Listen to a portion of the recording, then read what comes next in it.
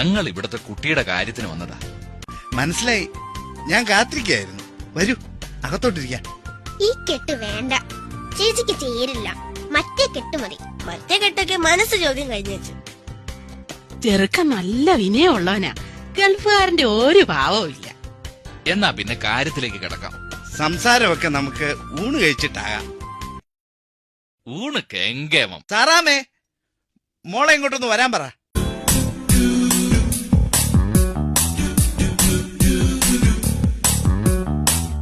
എന്താ കുട്ടിയുടെ പേര്? ലീലാമ്മ. എത്ര ശതമാനം മാർക്കുണ്ടായിരുന്നു?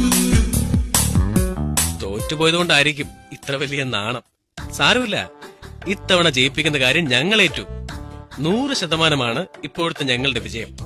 വളരെ മോശമെന്ന് കരുതിയ കുട്ടികളെ പോലും ജയിപ്പിക്കുവാൻ ഞങ്ങൾക്ക് കഴിഞ്ഞത് ഞങ്ങളുടെ വിജയ കിരീടത്തിൽ ഒരു പൊൻതൂവൽ കൂടി ചാർത്തുന്നു.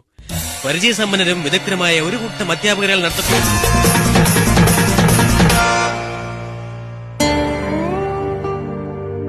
എടി, അവര് ട്യൂട്ടോറിയൽ നടത്തുന്നവരായിരുന്നു.